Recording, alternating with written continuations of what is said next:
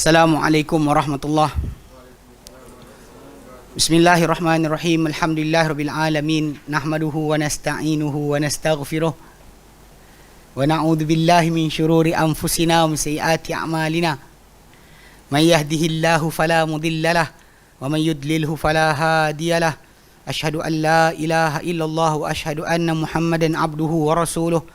Allahumma salli ala Muhammad wa ala ali Muhammad kama sallaita ala Ibrahim wa ala ali Ibrahim wa barik ala Muhammad wa ala ali Muhammad kama barakta ala Ibrahim wa ala ali Ibrahim fil alamin innaka Hamidum Majid. Rabbi shrah li sadri wa yassir li amri wahlul 'uqdatam min lisani yafqahu qawli, amma ba'd. Alhamdulillah, kita bersyukur kepada Allah Subhanahu wa taala kerana dapat kita berkumpul lagi. Insya-Allah menyambung kelas pengajian kita seperti biasa hari Rabu malam Khamis kita akan ambil fusul fi usul tafsir, yang mana kita bincangkan itu kata akhir berkenaan dengan turuq tafsir, jalan pentafsiran Al-Quran, yang kita kata bahawa antara jalan dia adalah selepas daripada kita bincang Quran dengan sunnah, Quran dengan kata sahabat, kata tabi'in, yang kelima adalah Quran dengan bahasa Arab. Dan kita bincang itu tentang bahasa Arab ni, kita kata memang macam disebutkan oleh pengarang buku kita bahawa dia memang sepatut jadilah, sebab orang Arab yang terima Quran tu dalam bahasa Arab. Sebab tu bila kita lihat balik dalam Quran Karim, sebenarnya bukan semua benda ditafsirkan, sebab bagi mereka orang Arab benda tu dah faham. Lepas tu Ibn Abbas radhiyallahu anhu kan, dia waktu kita bincang dalam mukaddimah hari tu, Ibn Abbas kata tafsir ni ada empat. Tafsir ni ada empat. Satu, tafsiran yang diketahui oleh orang Arab. Orang Arab tahu benda berkenaan melalui kalimah tadi atau perkataan tadi atau ayat tadi berdasar kepada bahasa mereka. Kemudian ada tafsir dengan tafsiran yang tak diketahui oleh siapa, wajib kita tahu sebagai seorang Muslim, macam solat apa, puasa apa, kita tak boleh kata saya tak tahu, yang tak boleh dijahili oleh siapa pun. Yang ketiga, tafsir yang diketahui oleh para ulama, yang orang yang tak belajar, tak menuntut takkan tahu. Kemudian yang keempat, tafsiran itu yang diketahui hanya oleh Allah Ta'ala saja. Allah simpan ilmu tentang perkara berkenaan di sisinya saja. So basically empat. So, jadi dalam konteks yang pertama tu, tafsiran diketahui oleh orang Arab dengan bahasa mereka. So itu tajuk yang kita bincangkan sekarang. Okey. Hari tu kita terangkan tentang garis panduan tafsiran dengan bahasa Arab ni. Kita kata yang pertama sekali yang kita letakkan itu adalah hendak lafaz yang ditafsirkan tadi mestilah benar dalam bahasa. Tak boleh tafsiran Quran dengan apa tak diketahui dalam bahasa Arab. Cuma hari tu saya tak buka tunjukkan perkataan hillun, yang halla yahillu, hillun tu yang maksud dia halal, bukan maksud dia menetap, tapi telah masuk sebagian ahli tafsir mengatakan wa anta hillum bihadzal balad, dan kau menetap pada negeri ini. Even dalam terjemahan Quran pun tulis engkau menetap pada negeri ini. Sedangkan benda tersebut tak betul dari segi masalah bahasa, sebab hillun tak pernah maksud hala. Hala yahulu, menetap. Sedangkan yang ini halla yahillu. So dua verb yang berlainan. Satu ada waw, ha waw lam, satu lagi ha lam lam. So dia bukan verb yang sama, bukan kata kerja yang sama. Tak sepatutnya diterjemah sedemikian. Cuma kita tunjukkan itu teguran dibuat macam oleh Ibnu Ashur, Tahir Ibnu Ashur dan lain-lain yang di kalangan para ulama. Cuma saya tak tunjukkan dia dalam tafsir yang yang datang apa para ulama yang ikut kaedah salaf kata. Okay, contoh kat sini yang kita tunjukkan daripada ringkasan tafsir Ibn Kathir, kadangan yang diringkaskan oleh Syekh Ahmad Syakir rahimahullah. Okey. Sekejap nak kena besarkan. Tak besarkan tak nampak. Okey. Okay, dia kata kat sini, la uqsim bihadzal balad wa anta hillum bihadzal balad. Dia kata apa? Kata Ibn Kathir rahimahullah, hadza qasamun minallahi tabaraka wa taala. Ini adalah sumpah daripada Allah tabaraka wa taala bi Makkah, dengan Mekah. Allah Taala sumpah dengan Mekah.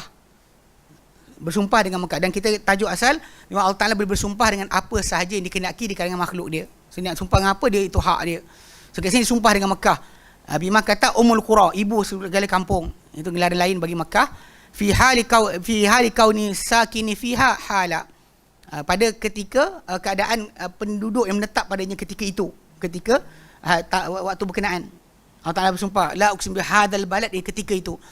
Liyunabbiha ala azamati qadriha, supaya dia jelaskan atau peringatkan terhadap keagungan, kedudukan Mekah itu sendiri. Okey. Fi hali ihrami ahliha, pada ketika berihramnya penduduknya. Kan penduduk dia kan asalnya halal, tapi dia orang kena bila nak tunaikan ibadat kena berihram. Mana haram ke atas mereka walaupun mereka adalah ahli halal. Orang halal di Mekah. Okey. Qala Mujahid, berkata Mujahid, la uqsimu bihadzal balad, benar-benar aku bersumpah dengan negeri ini, ai la radda alaihim, tiada jawapan ke atas mereka, tiada tiada jawapan daripada mereka, aku bersumpah dengan negeri ini. Wa qala Ibn Abbas, berkata Ibn Abbas, la uqsimu bihadzal balad yakni Makkah, yang dimaksudkan dengan negeri ini adalah Makkah. Wa anta hillum bihadzal balad, ini kalimah yang kita ambil kan, dan kau halal di negeri ini. Qala, berkata Ibn Abbas, anta ya Muhammadu, engkau wahai Muhammad, ya Muhammad, yahillu laka an tuqabila fihi bihi, an taqabala bihi, halal untuk engkau wahai Muhammad untuk engkau keluar masuk padanya, dengan maksud bukan menetap, halal, engkau halal di negeri ini, maksud untuk keluar masuk dan sebagainya. Wa kadza ruwiya an Sa'id bin Jubair, demikian juga daripada Sa'id bin Jubair, wa Qatadah, daripada Qatadah, wa qala Mujahid, berkata Mujahid bin Jabr, dia kata asabta fihi fa huwa halalun laka, ma asabta fihi fa huwa halalun laka, apa kau temui padanya, kau dapati padanya, maka dia halal untuk engkau hai Muhammad. Itu maksudnya halal. Wa anta hillun bihadzal balad. Wa qala Qatadah, berkata Qatadah bin Di'amah As-Sadusi, wa anta hillun bihadzal balad, engkau halal pada negeri ini. Qala anta bihi min ghairi harajin wala ismin, engkau padanya tanpa kesempitan, tanpa dosa. Tanpa kesempitan, tanpa dosa, kau boleh buat apa saja dekat situ. Okey. Jadi qala Hasan Al-Basri, berkata Hasan Al-Basri, ahallaha Allahu lahu sa'atan min nahar, Allah Taala halalkan negeri tersebut, Mekah tu 1 detik 1 jam daripada siang. Ni ketika Fatul Makkah, kan Nabi datang dengan tentera untuk menyerang, tapi dihalalkan untuk tempoh tersebut saja untuk baginda SAW. So jadi kalau kita fahamkan ni, apa yang dikatakan ni sebenarnya berkait dengan hadis Nabi SAW. Ini makna hadal makna alladhi qaluhu, pengertian ini dikatakan oleh semua, Ibn Abbas, Mujahid, Qatadah, semua sekali, Hasan Al-Basri, yang diorang kata ni qad warada bihi hadithu muttafaqu ala sihhatihi, dengan telah datang dengan pengertian ini hadis yang disepakati terhadap kesahihannya. Yang Nabi kata dalam hadis berkenaan, innal hadzal balada harramahullah yawma khalaqas samawati wal arda, sebenarnya negeri ini diharamkan oleh Allah Ta'ala pada hari dia ciptakan seluruh langit dan juga bumi. Fahuwa haramun bihurmatillah ila yaumil qiyamati, maka dia haram dengan pengharaman Allah Ta'ala, kehormatan Allah Ta'ala letakkan baginya sampai hari kiamat. La yu'dadu syajaruhu, tak dipatahkan akan pokok-pokok dia, tak dijumpa patah-patah, tak boleh. Wala yuqtala khalahu, dan takkan dikutip dan sebagainya apa yang ditinggalkan. Mana kalau kita jumpa benda kat Mekah tak dikutip. Inna wa innama uhillat li, ia hanya dihalalkan untukku, Mekah ni, sa'atan min nahar, 1 jam daripada siang, 1 waktu daripada siang. Wa qad adat hurmatuha al-yawma ka hurmatiha bil amsi, maka telah kembali pengharaman, kehormatan negeri ini pada hari ini seperti pengharaman dia semalam. Hari ini aku dapat takluk, dah semalam dia tak ni dah, tak halal dah. Ala falyuballighu syahidu al-ghaiba, ketahuilah hendaklah menyampaikan orang yang hadir ini kepada orang yang tak hadir. Means that balik kepada haram, tak boleh bawa senjata, tak boleh haram. Wa fi lafzin akhar, dan lafaz yang lain, fa in ahadun tarakhasa bi qital Rasulullah sallallahu alaihi wasallam faqulu innallaha adzina li Rasulullah sallallahu alaihi wasallam wa lam ya'dzan lakum.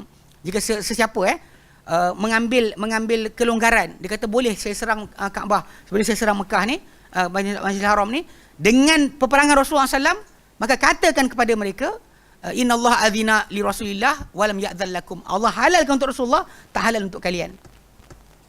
So faham? Jadi kalimah halal yang kita bincangkan hari itu sebenarnya adalah maksud halal, bukan maksud dia menetap. Walaupun saya ulang balik, banyak kadang-kadang buku-buku kita Quran-Quran terjemahan yang dibuat, banyak yang letakkan engkau menetap pada negeri ini, sedangkan engkau halal pada negeri ini. Mana boleh engkau keluar masuk di negeri ini. Itu maksud sebenar yang dikendaki. Sebab halal tak pernah jadi hala. Faham halam lam bukan ha waw lam. Pasal hala yahulu menetap. Ni hala yahillu. Faham Jadi itu syarat pertama. Bila kita gunakan tafsir bahasa, pastikan kalimah yang digunakan tadi adalah betul. Memang orang Arab pakai, bukannya kita mandai-mandai. Macam yang kita sebut itulah orang Melayu pakai apa? Fitnah dengan maksud tuduh tanpa bukti. Jangan sebar fitnah. Okey. Dia kena jaga-jaga sikit kalau maksud dia menyebarkan apa macam nak mengacau apa jiwa orang. Ya, itu fitnah lah.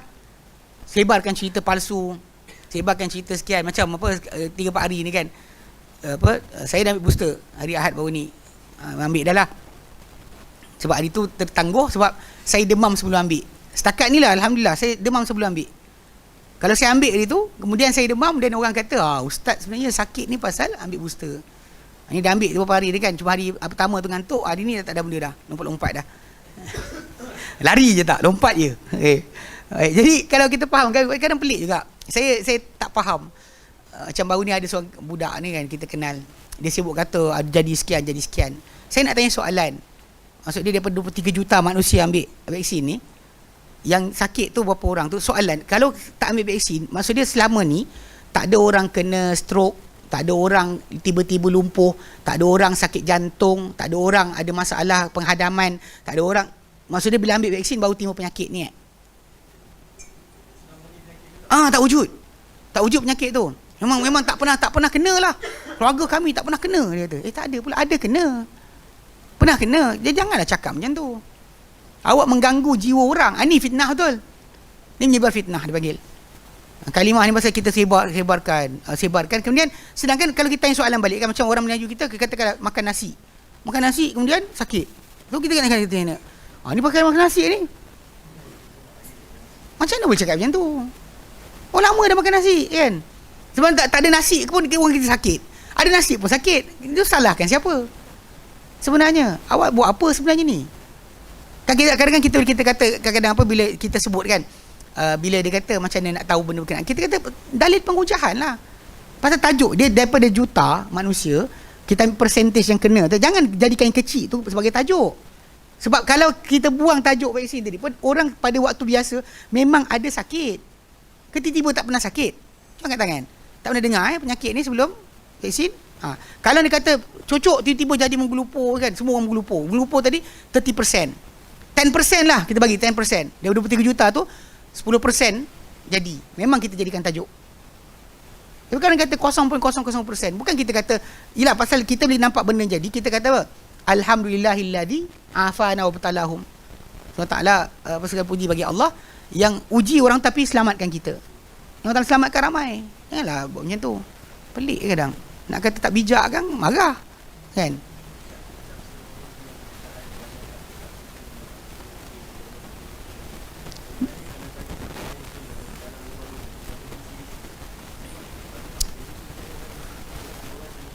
Nombor kes banyak tu bukan untuk takutkan orang, untuk bagi tahu suruh jaga, bukan direka.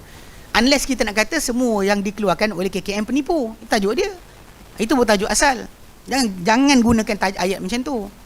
Nak kata bahawa janganlah takutkan orang. Bukan masalah takutkan orang. Memang adik-beradik saya pada beberapa orang sekarang kena. Dia pergi kahwin dekat Kelantan, anak saudara kahwin, ada seorang ni kena. Dia bukan seorang dua tau, satu rumah, the whole household. Hari tu berapa tahun, 2 tahun kan, duduk lepak-lepak, tak ada seorang pun kena. Ya, serius. Tak ada seorang pun kena. Oh ni dah cek positif. Start batuk-batuk sebagainya, memang batuk-batuk pun. Dia relax lah. Memang cuma alhamdulillah kerana mereka dahulu Allah Ta'ala jadikan asbab, macam pakai tablet keledar kan. Kita pakai tablet keledar, kita kalau accident, moga-moga Allah Ta'ala selamatkan kita. Jadi diorang ambil asbab, ambil vaksin sebelum ni. Jadi kena pada diorang hanya 1 dan 2 saja. Batuk-batuk dan sebagainya, tak ada sampai peringkat kena bantuan pernafasan. So relax lah. Memang kita kata kes tu jadi, jangan kata tak jadi pula. Pelik betul. Kadang-kadang ni masalah juga kan, bila manusia ni dia melihat bahawa harta benda ni menjadi tonggak hidup dia. Contohnya macam kalau tak ada harta benda ni tadi, habislah dakwah ke, ataupun habislah sekolah dia ke. Jadi kadang-kadang dia akan jadikan benda tu sebagai tajuk untuk kononnya marah. Kalau dia kata benda berkenaan pada ibu bapa, dia rasa nak bimbang anak dia, asal masalah pula. Kalau dia pegang hadis Nabi tak keluar rumah ketika wabak penyakit, awak cakap apa? Minta keluar rumah langsung. Tak keluar rumah langsung. Dia pegang hadis Nabi kata jangan keluar rumah. Riwayat Ahmad. Kalau ikut mazhab apa riwayat Bukhari, tak keluar dari negeri, tidak keluar negeri dia. So awak cakap apa? Nombor tu ada. Pelik tu. Ala kulihal bijak sikit tau. Dalam berdalil tu bijak sikit. Ya saya pun pergilah komen dekat kawan tu punya Facebook. Saya kata apa? Oh, rupanya sebelum vaksin ni ada penyakit stroke, kan, pendarahan otak, kan, orang tiba-tiba lumpuh ni tak ada rupanya. Tak ada, tak wujud. Lepas vaksin pun jadi. Baru faham. Saya kata okey. Okey, faham dah. Lepas tu dia balas dengan senyum. Dia faham lah kita pun. Dia katakan tak bijak kot. Kan? Takkan tak pernah fikir macam tu. Pelik. Baik. Okey, so jadi yang bahagian pertama faham So maksudnya kalau penggunaan bahasa dalam pentafsiran Quran, mesti kalimah itu orang Arab pakai. Mesti orang Arab pakai. Bukannya orang Arab tak pakai. Ini macam mungkin kalau tuan-tuan dengar tentang ijazul ilmi, kan, pembandingan sains dan Al-Quran yang dalam even saya ingat dalam tajuk buku metodologi memahami hadis tu yang Dr. Zaimi Karang pun ada, dia nukilkan sikit bahagian tu. Cuma kalau yang kami yang belajar, sebenarnya kalimah alaqah dalam bahasa Arab memang orang Arab pakai dia 3 meaning. Satu, pertama lintah. Kedua, maksud dia adalah benda yang melekat. Ketiga, darah beku yang pekat. Darah beku yang pekat dia panggil alaqah. Kemudian benda melekat macam ni, clinging, something clinging, dia panggil alaqah. Lintah pun dia panggil alaqah.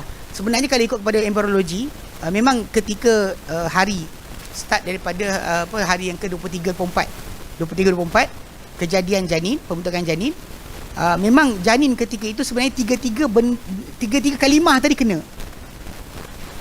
Tiga kalimah kena. Memang dia darah beku yang pekat. Pasal ketika tu darah daripada ibu hanya masuk tapi tak keluar. So memang dia consist of darah. Pasal ketika tu organ pertama dia nak jadi, jantung, hati nak mula terbentuk. So darah masuk tapi tak keluar. Kemudian rupa dia macam lintah. Memang sebiji macam ni, macam lintah melekat dekat yolk sac, kantung telur dia melekat macam tu. Dan kemudian dia berlekat dan dia rupa macam lintah. Memang dibelah, kalau kertas rentas dia kerat, memang sebiji macam lintah. Dengan tulang belakang dia punya garis-garis tu, bila dia diluruskan balik, sebiji macam lintah. So sebenarnya lafaz tadi kena, memang orang Arab pakai. So kita bukan cari kalimah baru macam lintah tadi, adakah orang Arab pakai? Memang orang Arab pakai. So boleh digunakan. Kalau kata bukan orang Arab pakai, tak boleh pakai. Tak boleh kita gunakan tiba-tiba. Kita kata macam atom. Zarrah. Orang Arab pakai zarrah, maksud dia apa? Semut merah yang kecil serta habuk yang diterbangkan. Kalau kita tepuk kan, keluar habuk naik kan, nampak? Itu zarrah. So orang Arab tak pernah pakai atom. Awak jangan pakai atom. Jangan pakai atom. Ya. Kita kena faham. Jadi sudut apa dipakai, orang Arab pakai, kita pakai. Orang Arab tak pakai, jangan pakai. Yang tiba-tiba letakkan, ni maksud baru. Macam ada saya jumpa orang, dia baca wadzariyat zarwa. Adzariyat tu boleh maksud dia dengan benih, kan, benih angin. Tapi dia baca dengan maksud apa? Wireless telecommunication. Serius. Memang kita sembang tu, memang dia punya confident. Lepas tu saya kata dengan dia, abang kalau betul abang terang pada kawan saya. Kita ada seorang kawan sini, Zul Ega kan, kita kata abang terang kepada dia, buktikan Quran betul. Dia tak boleh buat pula. Dengan cerita abang, saya kata cerita tak boleh. Silap tak rekod. Zul mula rekod sebenarnya. Dia nak ambil kamera, saya kata tak payah. Tapi lepas sekarang rugi. Kawan tu masih lagi aktif. Dia ada blog spot gitulah. Saya aktif lagi. Lepas saya kutuk-kutuk kan, dah blog. Dia cuma untuk orang yang dia kenal je boleh baca. Allah Akbar. Habis itulah, masa Arab tak pernah guna, awak tak boleh pakai tiba-tiba. Itu pertama. Kedua, bila kita tafsir dengan bahasa ni, dia kata anna tafsir al-Qur'ani 'ala al-aghlabil ma'rufi min lughatil arabi. Hendaklah pentafsiran Quran tu di atas yang paling biasa, yang diketahui daripada bahasa Arab. Duna syadhi, bukan dengan yang janggal. Awil qalili, ataupun sedikit ini penggunaan dia. Misalu, contoh dia. Okey. Dalam surah Al-A'la, ada surah An-Naba. Dalam surah An-Naba. An-Naba 24. An-Naba 24. Allah nyatakan, la yadhuquna fiha bardan wala syaraba. Tidak mereka rasa dalam neraka tersebut bardan, sebarang kesejukan, wala syaraba, tidak juga minuman. Tak ada sejuk, tak ada minum. Qila, dikatakan, al-bardu an-naumu. Bard tu adalah tidur. Mereka tak rasa dalamnya tidur, tidak juga minuman.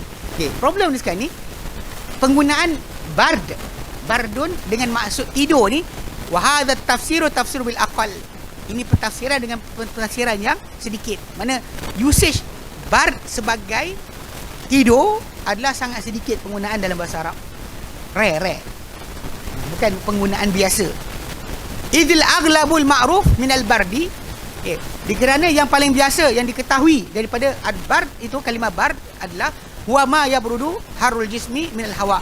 Dia adalah apa yang menyejukkan kepanasan badan, tubuh badan daripada udara yang sejuk. Itu panggil bard. Itu maksud dia. Bukan maksud dia adalah tidur. Kalau dia terjemahkan dengan maksud yang jarang-jarang pakai, la yadhukuna fiha bardan wala syaraba, tidak mereka rasa dalamnya tidur, tidak juga mereka rasa minuman.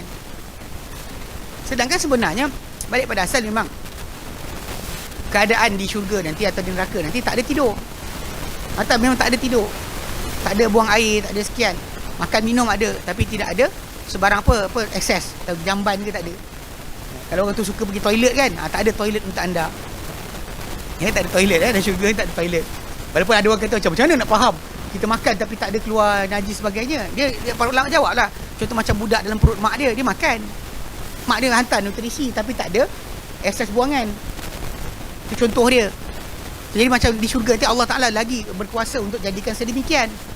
Tak ada syurga tu benda-benda berkenaan. Jadi kadang-kadang, jadi kat sini masalah bard tadi. Kalimah bardun maksud sejuk. Itu yang lebih yang tafsiran yang aghlab. Tapi kalau dia kata orang tu konon nak cari apa kepelikan dia panggil. Ni macam dulu kat Malaysia ni ada seorang. Sebut tak sebut? Sebutlah, kita sebut. Noman Ali Khan yang datang Malaysia buat tafsir sebagainya kan. Dia kadang-kadang tafsir tu orang Arab tak pernah pakai pun. Kalimah tadi dia pakai. Tapi bagi orang yang tak belajar tafsir, tak belajar bahasa Arab dengan betul, dia datang kelas dia, kan. Ini ustaz aku pun tak tahu. Dia jadi macam impress. Sedangkan kalimah dipakai tadi, orang Arab pun tak pernah pakai. Yang kadang-kadang bukan tu. Kalimah tu mungkin janggal kot. Contoh macam dia tafsirkan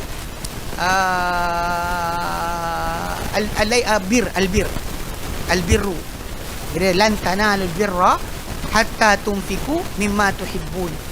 Takkan kalian capai, kan surah Al-Imran kan, ayat keempat dalam Quran, lan tanalul birra, takkan kamu capai kebaikan hatta tunfiku, sampailah kalian menginfakkan mimma tuhibbun, daripada apa kalian sayang. Okey, ayat tu kan. So saya ingat sekali dekat televisyen kot. Waktu tu dia punya apa zaman entah kegilaan orang Malaysia ni, dia ada ikut hype. Ada musim Ustaz Azhar Idrus, ada musim sekian, ada musim kan. Bila time musim ketika Nok Mana Khan tu, TV muka dia je. Muka dekat TV. Jadi tak tahulah waktu time tu yang tengok tu isteri saya. Saya awal saya kata jangan tengok, dia nak tengok juga. Kadang-kadang saya terdengar lah time saya petang-petang kan balik kerja tu, kita baring-baring rehat, dia pasang, kita dengar dia cakap. Kawan dia cakap lah gini lah gitu lah. Sekali tu saya dengar dia kata apa? Dia kata albirru, dia kata kebaikan, albir dan barara tu dia kata maksud dia adalah daratan. Dalam Quran kata kebaikan. Albirru kebaikan. Pasal kita kalimah untuk daratan barun, bukan birrun. Barara juga, barara. Tapi barra daratan. Zuhral fasadu fil barri wal bahri. Muncul kerosakan di daratan, dalam lautan.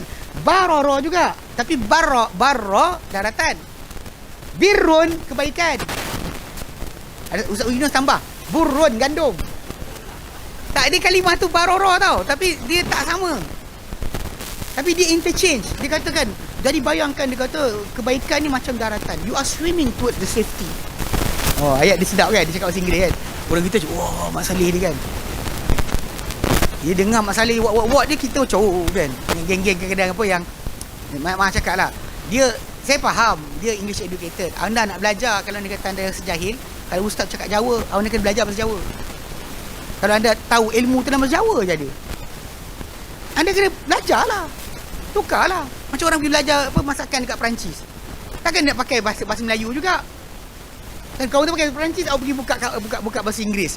Tak jadilah. Kena pakai bahasa dia. Pergi masuk macam pergi The Hague, Belanda kan. Pergi nak jadi lawyer untuk Mahkamah Antarabangsa. Anda tahu tak kena pakai bahasa Perancis? Semua tak tahu ni. Perbahasan, perbicaraan, ni mungkin sebab tu kita kalah banyak.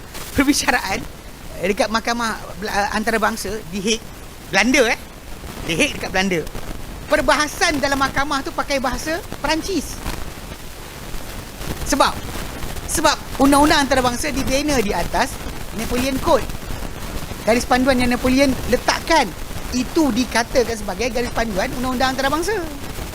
Dipakai. So dalam bahasa apa dia buat? Bahasa Perancis. So perbicaraan pakai bahasa Perancis. Lepas tu banyak orang kalah dekat mahkamah antarabangsa ni. Dia tak boleh pakai bahasa Inggeris. Kita tu macam patutlah kalah kan. Sebab kita tahu bahasa dia pakai kan. Di sudut asal awak kena tahu. Macam kalau nak pakai pandai mechanical engineering, awak kena belajar bahasa Jerman. Dah banyak buku-buku tentang pakai itu dalam bahasa Jerman. So kadang-kadang orang kita ni macam case tadi lah, macam dia ni kan, dia pakai tadi, orang kita yang tak tahu ni seronok kan. Barun burun. Birrun kebaikan. Boleh jadi harta, boleh jadi boleh jadi pahala. Maksud dia datang dia ni baca pasal nak bayang kepada orang panggil apa, kalau tak sampai ke safety tadi kau tenggelam. Sedangkan tajuk bersedekah atau berinfak dari apa kita sayang ni, benda ni lebih kepada fadilat, tak wajib, fadilat. Mana kalau kita nakkan pahala lebih besar, kita infak apa kita paling sayang. Tapi kalau kita tak infak benda paling sayang, tak ada kebaikan ke? Ada. Kurang sikit lah, tu maksud dia. Bukan maksud tak ada langsung. Tapi ini dibayangkan dengan daratan. Jadi kalau daratan awak tak sampai, tenggelam, mati. So itu bacaannya sangat jauh. Saya macam tu, fahal Mamat ni cakap macam ni, saya kata. Kita baring kan, saya tengok tengah-tengah mamai petang. Saya kata, biar benar kan. Dia terjemah birrun jadi barun. Birrun kebaikan, dia terjemah kepada barun daratan. Kamu tak akan sampai kepada daratan, dia kata. Tak akan capai daratan. Dia pergi baca dari sudut itu. Sedangkan tak ada dipakai pun kalimah barun dengan maksud kebaikan. Tapi problem dia bukan usul sama. Barara, 3 letter. Tapi bacaan lain jangan samakan. Jangan samakan. Lepas tu Ustaz Yunus bila saya cerita, Ustaz Yunus tambah satu lagi, kalau jumpa kata dengan dia apa? Burun, gandum. Kamu takkan capai gandum. Tengok. Masalah ni. So ini contoh macam kadang-kadang kalau dia kata kalau ada sekalipun dia punya usul tu macam hampir sama, tapi dia sebenarnya bukan boleh macam tu. Sebab tafsiran mesti dengan aghlab, apa yang terbiasa dipakai oleh orang Arab, bukan dengan yang jarang-jarang. Ini contoh dia bagi kat sini. Okey, baik. Okey, ketiga yang antara syarat untuk kita tafsir Quran dengan bahasa adalah ayyura'iyal mufassiru inda tafsirihi li lafzati siyaq. Hendaklah menjaga ahli tafsir berkenaan tafsirannya terhadap lafaz tersebut kepada apa? Kepada lafaz dalam baris ayat.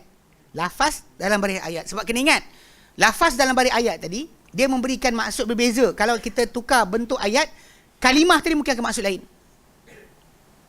Contoh macam kita sebutkan solat.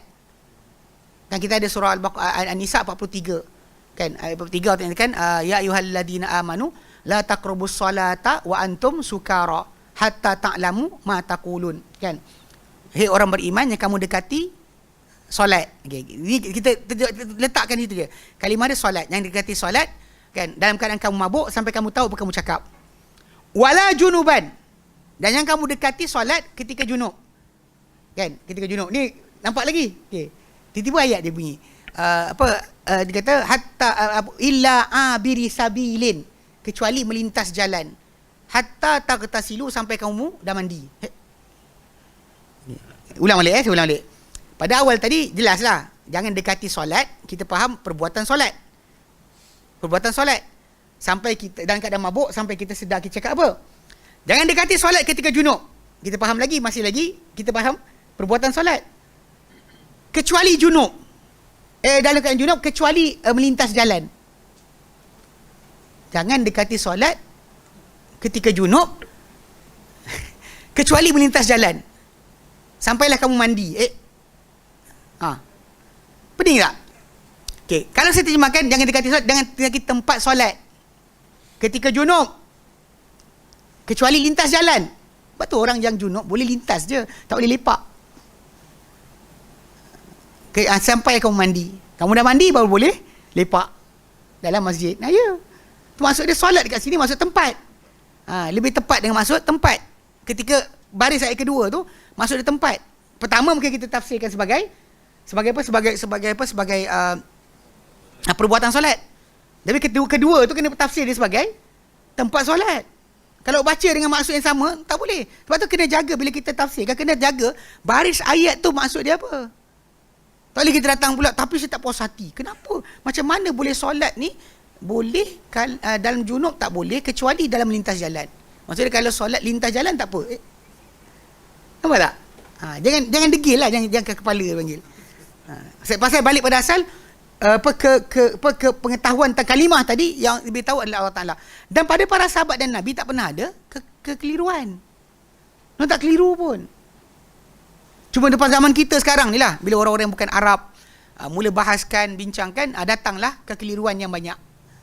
Mula start yang ni kata, kalau macam ni macam mana? Kalau macam ni macam mana? Ayat macam tu. Yang ahli kalam biasa cakap itu kan. So in the end last sekali benda yang patut simple jadi rumit. Jadi pening kepala. Sebab ni saya nak fahamkan geng-geng yang punya belajar rumah pengasih, rumah orang yang tengah recovery daripada dadah kan. Jadi ajarkan dia orang. Saya kata itu waktu ajar tentang tajuk ikhlas, syarat penerimaan amal, 2 ikhlas. Okey, simple. 1 kelas okey, settle. Tapi bila terang tentang tajuk ikut sunnah, 3 kelas tak habis. Sebab bila kita sebutkan syarat amal diterima mesti ikut Muhammad sallallahu alaihi wasallam, ada kat situ rupanya banyak orang tak faham. Banyak orang macam keliru. Tapi ustaz saya kata macam ni kan. So kita nak fahamkan, kena hormat. Hormat kita kepada ulama' tak lebih pada hormat pada Nabi SAW. Kadang ada orang kita dia kata, ya Nabi cakap, tapi Nabi mungkin pula. Sedangkan Nabi SAW tu lah panduan kita yang pertama. Ulama' tadi kalau dia terangkan, dia kena clarify kenapa dia cakap macam tu. Tak boleh dia cakap tiba-tiba macam, ikut saya lebih tahu apa Nabi cakap. Tak boleh cakap macam tu. Tak boleh gunakan kalimah macam tu. Sebab semua orang akan kata macam tu. Mazhab Hanafi kata macam tu. Pengikut mazhab Hanafi kata macam tu. Mazhab Syafi'i kata macam tu. Mazhab Ahmad kata macam tu. So siapa yang betul? Sebab tu kita kata yang diorang punya argument tadi, kita ukur dengan dalil. Jadi bila saya terangkan contoh macam kes, saya simple je. Tajuk masalah musta'mal. Saya kata tadah air untuk wuduk balik, Nabi tak buat. Tapi air terpercik dari muka jatuh dalam bekas, Nabi tak kisah. So kalau Nabi tak kisah, kenapa awak kisah? Tiba dia tahu macam tak puas hati. Tapi ustaz saya kata macam ni. Saya kata, ustaz awak buat dalil tak? Saya kata, ni Nabi buat ni, mandi daripada bekas. Terpercik air balik, Nabi tak hirau. Tadah air, Nabi tak buat. Kalau orang tu maksudkan dengan air musta'mal tu, lepas kita pakai, kita tadah. Itu Nabi tak buat. Tapi terpercik ketika ibadat tadi, ataupun kita celup bekas dalam tangan kita dengan bekas. Lepas wuduk basuh muka, celup lagi bekas untuk ambil air tangan. Nabi tak kisah. Para sahabat tak kisah, awak sibuk apa? Jadi orang tak boleh terima. Macam nak lepaskan daripada kongkongan guru saya takkan silap. Guru bukan Nabi. Dia bukan maksum. Dia boleh salah. Saya boleh salah. Kenapa pula masalah kat situ? Ni sudut yang kadang banyak orang dia tak ada disiplin tau. Dia beragama tapi tak ada adab. Adab beragama tak ada. Sebab kadang sekali Nabi kalah, ustaz dia menang. Tu masalah paling salah. Ustaz Nabi pun kalah. Nabi pun tak betul, tak sah solat. Ustaz tu kena ukur dengan Nabi. Kalau ustaz ni, bayangkan ustaz yang kita jumpa ni adalah hujung Sungai Kelang. Tahu Sungai Kelang? Hujung Sungai Kelang. Muara Sungai Kelang. Awak sanggup nak minum air Sungai Kelang? Tak sanggup kan? Kita filter. Kalau kita orang duduk Sungai Kelang kan, orang duduk Kelang kan, dia ambil air pipe daripada Sungai Kelang. Katakanlah, kalau ada filter dia sanggup nak minum. Okey lah kan? Kalau tanpa filter, kena filter lah juga. Bukan tak filter. Pandai-pandai pula dia ustaz ni kan. Memang ustaz kita hormat, tapi bukan maksud hormat ustaz tadi sampai mengalahkan Nabi. Argument ustaz saya rasa. Takkan rasa ustaz maksum. Ustaz tak maksum. Tok guru tak maksum. Yang maksum Nabi. Sebab tu argument kalau bincangkan pun. Sebab tu ustaz kita, kalau kita kata ustaz kita banding sahabat Nabi, takkan sahabat Nabi tak tahu, ustaz kita tahu. Itu lagi jauh lagi. Para sahabat adalah ulama pertama. Bukannya para sahabat ni orang cikai-cikai. Para sahabat adalah ulama pertama, orang didikan Nabi. Ini kita sibuk ustaz saya ni belajar dengan wali. Sahabat belajar dengan Nabi lah. Orang ni kan sewil betul. Para sahabat belajar dengan Nabi. Tiba-tiba lower daripada ustaz awak.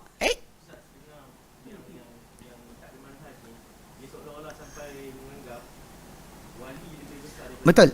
Okey, sebenarnya kalau orang tu buka kitab apa Sya'rani, Tabaqat Kubra, yang dikumpulkan berkenaan dengan kisah-kisah wali sebagainya kan. Memang dalam tu dia sebut dah.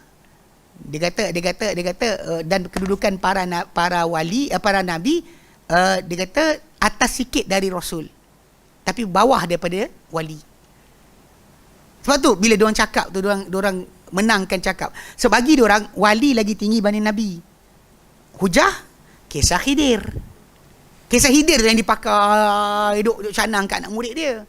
Kata tengok Khidir ni wali. Musa nabi. Khidir tahu, Musa tak tahu. Itu tajuk dia sebenarnya. Kalau jumpa orang sesat ni kan, saya kata manhaj asal tu dah rosak. Memang diorang punya pegangan macam tu. Sebab diorang tak nak ikut ilmu syariah yang dibawa oleh para sahabat kepada tabi'in kepada tabi'in, dinukilkan oleh ulama tafsir, ulama fiqh, ulama hadis. Dia tak nak ini. Sebab ini letih. Dia tak nak, dia nak ini, nak shortcut. Tu dia buat cerita-cerita macam wali-wali, kisah wali Adawiyah lah, kisah ini, kisah itu, yang tak ikut ilmu syariat tapi jadi wali Allah. Siapa yang angkat? Sebab dia buat magic. Banyak orang buat sihir. Apa masalah kita? Dia bukan feel nak kata wali ke? Tembus-tembus kan? Gila kau kan? Takkan nak pakai macam tu? Pelik betul. Saya tak faham. Payah betul. Okey, baik. Sambung. Okey. Tak boleh. Okey. Fala yakhtaru illa ma yunasibu ma'ahu. Maka dia tak pilih kecuali apa bersesuaian dengan baris ayat. Lafaz tadi kena ni kan? Lafaz ayat. Lafaz baris tu. Di dalam ayat tu maksud dia apa? Macam bila Allah kata wasalli alaihim. Kan bila Allah kata dalam ayat 103 surah At-Taubah, solatlah ke atas mereka. Solat ke atas mereka maksud doa ke atas mereka. Nabi tak ada baringkan dia orang Allahu Akbar solat kan. Lepas bayar zakat, tuan-tuan dah bayar zakat ke? Okay, baring semua. Allahu Akbar. Ikut bahasa macam betul. Tapi ikut kepada amalan, Nabi tak buat macam tu. Nabi doakan. Bahkan ada doa Nabi bunyi dia Allahumma salli ala orang yang bayar zakat tadi. Seorang tu Abi Aufa. Abi Aufa nama dia. Allahumma salli ala ali Abi Aufa. Ya Allah selawatlah ke atas keluarga Abu Aufa. Nabi doakan dengan doa tersebut. Kita doa kita panjang pula. Pak Imam tu belakang beratur tengok nak ambil. Kata gitu simple je kan. Yang Nabi doakan apa? Allahumma salli ala ali Abi Aufa. Orang yang diberi sedekah tadi, bayar zakat tadi, doakan oleh Nabi dengan doa tersebut. Apa lagi lebih baik daripada dengan doa Nabi? Tukar nama je lah. Ya Allah selawatlah ke atas Ahmad bin Abu. Kan? Amin. Ya Allah selawat. Pendek lah. Ini panjang macam sekian kan. Al-Fatihah dulu. Jenuh lah. Patutlah masalah. Saya bagi bayar kan. Bayar zakat fitrah kan. Zakat fitr. Kan? Bila hujung Ramadan kita nak balik ni kan. Kita singgah kat tempat kaunter. Saya kata 3 orang. Saya bagi. Ini lebih sikit. Duduklah. Tak apa. Ambil je lah. Saya nak bagi saya resit. Dia pandang muka saya macam duduklah. Tak apa. Ambil je lah.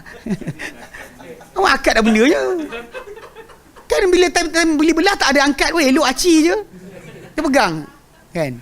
Saya beli, saya jual. Tak jenuh kau. Pasal raya tu. Dah lah kira lambat. Tak, ciri lapar mulut je. Time PKP tak ada masalah. Okey, aci pula. Kan? Ni zakat saya je. Yelah. Nak kena sebut inilah zakatku kepada bla bla bla bla bla. Apa sama panjangnya tu? Pelik betul. Bahkan kalau bayar online tak dan pula. Kan sekarang kan buat style apa?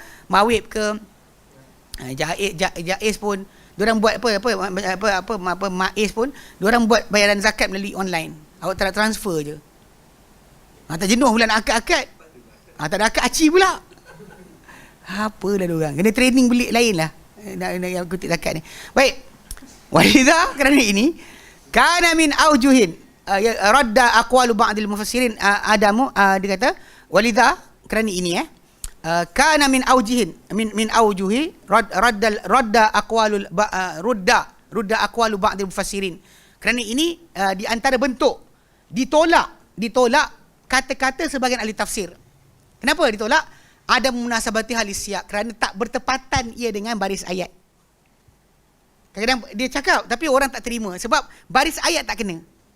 The words di use kat situ tak berpadanan dengan maksud ayat. Itu maksud dia. Baik. Jadi tiga tu. Tiga yang kita kata peraturan yang patut dipikirkan oleh seorang yang mentafsirkan Quran dengan bahasa. Okey. Dia kata waqad kan lil raghib. Dahulunya telah ada untuk raghib, Ar-Raghib Asfahani. Ar-Raghib Asfahani dan kitab fi mufradati, kitab mufradat beliau. Ni kitab dia sebenarnya kitab mufradat Ar-Raghib Asfahani. Lebih bersifat macam kamus Quran. Dia ada jilid besar itu, kamus Quran, kalimah Quran yang janggal, yang home ala, dia tak terjemah. Dia terjemah yang mana yang datang dalam apa jarang digunakan. So dia ada kamus. Ni patut siapa-siapa yang ni apa beli, pakai. Dia kata dahulunya Raghib Asfahani, dia dalam kitab mufradat beliau inayatun telah ada pemelihartian, penjagaan bijani bisyak, tentang baris-baris ayat. Sebab tu bila dia kalimah tadi, dia tukar daripada maksud ini kepada ini berdasar pada konteks ayat. Macam tadilah solat tadi kan, tempat solat ke, perbuatan solat ke, ataupun maksud dia doa. Tengok baris ayat lah. Tadi kita kata macam tak pakai pada tempat berkenaan. Sekena pakai ikut baris ayat. Ayat tu terangkan apa. Kalimah solat dalam Quran Karim datang. Tapi tak adalah maksud dia kebenaran. Ada orang macam kita jumpa kan, dia kata Quran ni solat tu maksud dia kebenaran.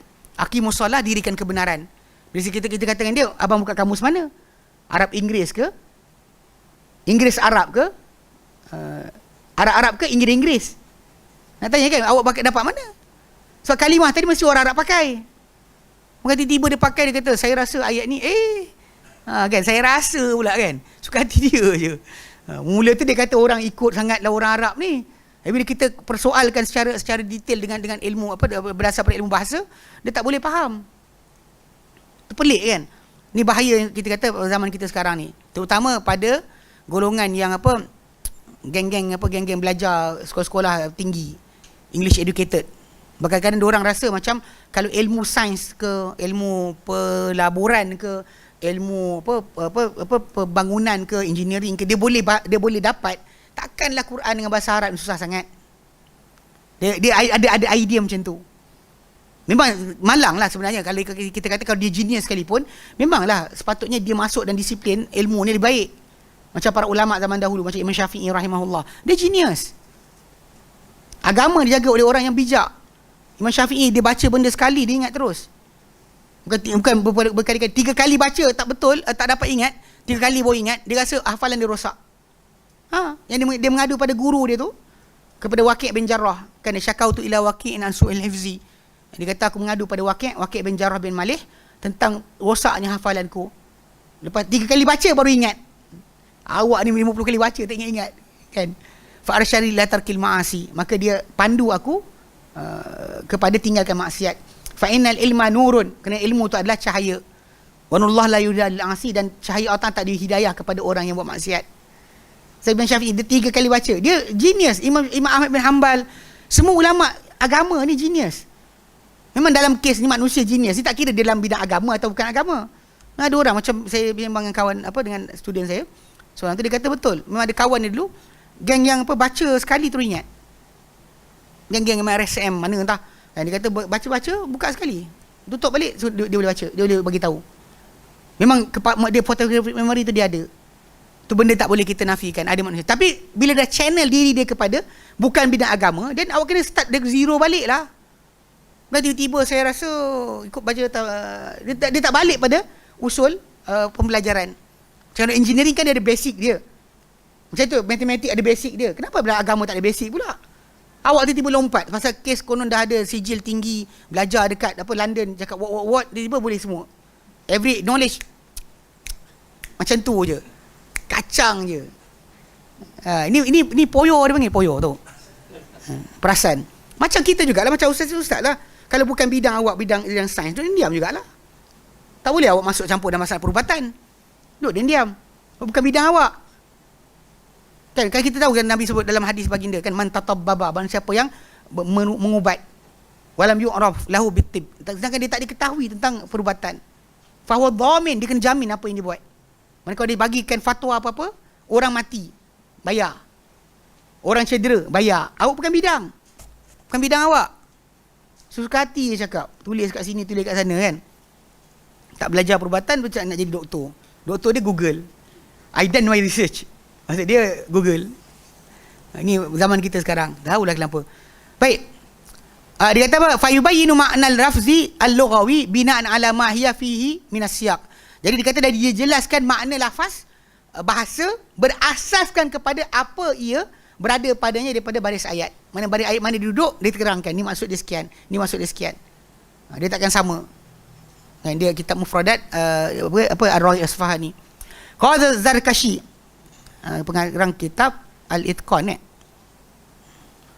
empat Burhan Itqan Sayuti, Burhan Al-Zarkashi. Ni antara dua kitab sumber bagi ulum Quran yang memang kita kata pada asas Zarkashi punya kitab Burhan dan kitab ulum Quran Itqan Sayuti. Qala Zarkashi, berkata Zarkashi, wa min ahsaniha, di antara yang paling baik itu dalam masalah menjaga lafaz Quran ni ikut pada bentuk ayat, Kitabul Mufradat lil-Raghib, kitab mufradat oleh Ar-Raghib Al-Asfahani wa tasayyadul makna ma'aniya minas siyaq. Dia memancing, mengeluarkan makna-makna daripada baris-baris ayat. Dia akan keluarkan makna dalam kat sini maksud dia sekian, sini maksud sekian. Sebab tu kita kata kena tengok tempat ayat mana awak bincangkan. Pasal dia tak boleh lari dari situ. Li'anna madulatil alfazi khasat li'anna madulatil alfazi khasatun, kerana petunjuk lafaz adalah khusus, maksudnya berdasar kepada bentuk ayat. Dia bukannya umum kita pakai pada semua. So basic kena faham yang tu. Baik. Wa qala Ifmuddin akhar, berkata Zarkashi pada tempat lain, wa hadha yu'na bihi ar-Raghib, dan inilah yang diambil berat mengenainya oleh Raghib Asfahani, kathiran banyak, fi kitabihil mufradat, dalam kitab beliau mufradat. Fa yadhkuru qaidan zaidan, lalu dia akan sebut ikatan yang lebih, yang tambahan, ala ahli lughati, terhadap ahli bahasa, mengatasi ahli bahasa. Maksudnya ahli bahasa pakai, kemudian dia sebut dalam ayat Quran ni maksud ni sekian. Ni kadang-kadang kena ingat. Okey, bila kita kata tentang maksud syar'i contohnya kan, Quran ni dia ada maksud lughawi, maksud syar'i, ayat-ayat Quran ni, atau hadis Nabi macam tu juga. Maksud lughawi ni memang kita kata orang Arab pakai. Kita tahu daripada penggunaan orang Arab. Tapi kadang-kadang ada yang datang dalam Quran penggunaan yang tak pernah dipakai oleh orang Arab. Maksud tu tadi syarak. Contoh macam solat, puasa yang menjadi ibadat khusus. So kita tak boleh tinggalkan pengertian berkenaan. Faham tak? Maksud dia dari segi asasnya itu ada makna baru yang Quran beritahu. Macam iman lah, iman. Bila orang tu kata iman tu apa? Ikut bahasa percaya. Habislah. Tapi dalam syarak, iman itu bukan hanya percaya. Sebab kalau percaya sahaja dah mukmin, Allah Ta'ala Tuhan, dah percaya Allah Ta'ala dah mukmin, nasib iblis mukmin lah. Tapi Allah Ta'ala gelar dia kafir. Sebab apa? Sebab dia ada kepercayaan tapi tak ada perbuatan, tak ada amal. Ini je nak kena faham tambahan maksud yang ada dalam Quran, yang kita kata kadang-kadang macam dia kata kat sini, yang lebih daripada ahli bahasa punya penjelasan. Kalau ahli bahasa cakap macam ni, dia akan tambah lagi berdasar kepada konteks. Okey. Okey. Dia kata ahli lughati fi tafsir madulil lafzi, dalam dia mengatasi ke atas ahli bahasa dalam pentafsiran petunjuk atau maksud lafaz. Petunjuk atau maksud lafaz, dia akan tambah lagi. Li'annahu iqtanasahu minas siyaq, kerana dia cari pengertian ni daripada baris ayat. Bukan hanya daripada masalah ahli bahasa, tapi daripada baris ayat. Dan ini kita kata kebanyakannya yang akan muncul tajuk penggunaan tadi lebih kepada perkara benda syar'i, pengertian syarak. Macam orang kita pakai bahasa saja, semua tempat dalam Quran tu dia boleh pakai suka hati dia. Contoh macam kes solat, kita sebut dia kan, solat tu maksud dia pray. Pray translation dia doa. Solat maksud dia doa. Tapi itu pada tempatnya. Tapi pada tempat yang lain, Quran tak kata solat tu doa saja. Lepas tu kalau kita kata aqimus solah, dah solat dah. Bila? Tadi pun doa. Tak kena dengan maksud ayat tadi. Aqimus solah tadi dia ada petunjuk yang Nabi kata, sallu kama ra'aitumuni usalli, solat macam kamu lihat aku solat. So tak boleh tinggalkan itu. Sepeliknya macam orang kita sekarang ni, dia macam dia ambil kalimah bahasa. Dari segi bahasa maksud dia apa? Macam bid'ah lah, geng ahli bid'ah. Kan? Pelaku bid'ah dia kata macam bid'ah maksud dia apa? Kulu apa maksud dia kulu? Kulu bid'atin, so kulu tu maksud apa? Kita ada perbuatan para sahabat. Para sahabat reka-reka ke amal baru dan Islam. Itu buktikan dulu. Baru betul. Diorang kadang-kadang mereka cuba ambil kalimah konon bahasa. Dia lupa ikatan syarak. Bahkan dia ambil yang sibuk itu, dia tinggal yang Nabi kata, man ahdatsa fi amrina hadza ma laysa minhu farad. Man siapa mengadakan pada urusan kami ini apa bukan daripadanya, ia tertolak. Nabi sabda juga, awak nak buang mana? Atau man amila amalan laysa alaihi amruna fa huwa rad. Man siapa buat satu amal yang tiada perintah kami padanya, maka ia tertolak. Kenapa tak pegang itu juga? Dia peganglah kulu tu bukan kulu. Bukan kulu kan? Ada kulu. Kita kata kita setuju kulu bukan semua. Tapi kulu yang dimasukkan tadi, yang dikecualikan adalah benda bukan agama. Macam kes cawan, nak pakai jenama apa? Pakailah. Yang itu salam ke? Kan jenama Nescafe ke? Pakailah. Lepas tu kopi, nak pakai kopi apa? Pakailah. Tanya, kopi manakah sunnah Ustaz? Mana salah lah. Kereta sunnah, mana ada? Sebab itu cara kita hidup kan. Lampu nak pakai jenama apa? Philips ke? Kan? Benda tak Osram ke? Nak pakai mana satu? Tak payah, fikirlah pakai je mana-mana. Pening kepala pula. Waktu ini masalah tu. Jadi kecualikan masalah duniawi, betul. Kan kullu yang masuk agama, macam Amir kata amrina, urusan kami. Ini agama. Boleh kita betul. Dia tidak, dia nak buat bukan-bukan, nak zikir apa, zikir dan apa? Yang semut berlingkung dan didun, dia pun buat pula zikir apa la ilaha illallah ikut bahasa semut. Nabi dah ajar dia ikut bahasa manusia. Yang sewel ikut bahasa semut dah pasal. Kan besok ada siput babi punya bahasa tak? Kan keluar bahasa ni. Yang ni keluar pula apa lebah punya. Apalah tak mengarut ni. Wallahualam. Pelik kan kepelikan yang berlaku di masyarakat. Baik. Okey. Wa kalamu yadullu ala annahu fadlan an wurudil kalimati fil arabiyyati. Dia kata, dan kata-kata penjelasan Zarkashi ni seolah menunjukkan kepada bahawa ia yang dibuat oleh Raghib Asfahani tambahan daripada apa yang datang kalimah dalam bahasa Arab. Saya sebut kan, macam seolah macam ada tambahan maksud yang lain yang orang Arab tak pakai. Tapi namun annalaha makna khassan, tapi dia ada makna khusus ya tahaddadu minas siyaqi yajibu an yura'a, yang wajib untuk yura'a, yang mana dia ada makna khusus yang terbatas pengertian dia ikut dalam ayat tadi, ikut daripada baris ayat tadi yang wajib untuk kita jaga. Kita boleh kata dalam bahasa kata sekian, sedangkan ayat tu jelas-jelas dah maksud dia apa. Tak perlu pening kepala kan. Macam kadang-kadang dalam baris ayat yang kadang benda tu jelas, tapi orang kita sampai sekarang tak faham-faham. Contoh macam Ki Ashabul Kahfi kan. Ustaz ni kata kuku dia panjang, kan bulu hidung dia panjang, kan tiba-tiba pelik. Bila diorang bangun tidur tu orang ceritakan dah. Kita baca kita faham. Kan bila diorang kata apa bangun tidur tu kan. Dia kata apa? Kam labistum, berapa lama kalian tidur? Lepas tu diorang kata qul labisna yauman aw ba'dha yaum. Kita tidur ni sehari atau separuh hari. Bila cakapnya tu maksud dia rupa dia macam mana? Normal lah. Takkan macam kau biar benar bulu hidung kau panjang gila keluar gitu. Macam Suhai kan. Kan apa kompu mabuk kan. Hidung keluar, bulu hidung keluar. Takkan kalau tak panjang, baju tak reput. Tu dia kata sehari atau separuh hari. Kita faham ayat tu. Tapi kadang ada orang tak faham. Saya tak faham kenapa. Yang keluar cerita-cerita bukan kan. Cerita-cerita ni diorang ni menakutkan kerana kuku dia panjang, rambut dia panjang, kan tidur. Lepas tu ayat tu cakap apa? Tidur ni lama mana kita tidur ni? Sehari atau separuh hari. Maksudnya tak ada beza lah muka dia. Awak pelik-pelik tambah maksud lain apa hal?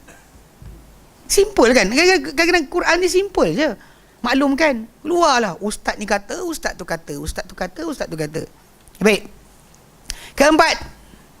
Keempat, antara yang bantu dalam masalah pentafsiran dengan bahasa adalah an yu'rafa mulabasatul nuzul. Idza tajaha inda tafsir lafzatin ma. Dia mengetahui akan perkara yang bercampur aduk. Mana perkara-perkara yang terjadi ketika penurunan ayat. apabila dia perlukan ia ketika pentafsiran lafaz tertentu. Kadang-kadang memang tafsir lafaz tadi akan berkaitan dengan masalah apa yang jadi, apa kejadian berlaku ketika turunnya ayat. Mulabasat, benda yang happening ketika turun ayat tadi. Okey, likai ya'rifa al-murada biha fil ayati, supaya dia mengetahui yang dikehendaki dengannya dalam ayat berkenaan. Contoh, kaman yuridu tafsirun an-nasi fi qaulihi ta'ala. Dia kata sebagaimana orang yang nak mentafsirkan kalimah an-nasi'u. Dalam dalam firman Allah Taala, innaman nasi'u ziyadatun fil kufr. Sungguhnya nasi'ah tu adalah penambahan pada kekufuran. So ayat tu datang macam tu. So nak faham tentang ayat tersebut, ni dah kira dah masalah sikit. Tak kenapa entah. Dia suka mati-mati. Jadi hilang. Jadi balik. Sekejap sekejap. Saya kena buka kitab lain. Guna app lain. Apa jadi lah sekejap. Okey. Kejap baik.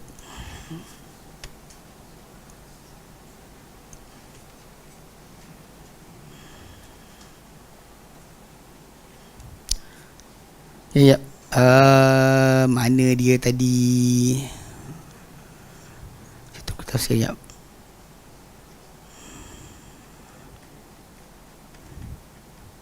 Yang bahasa Arab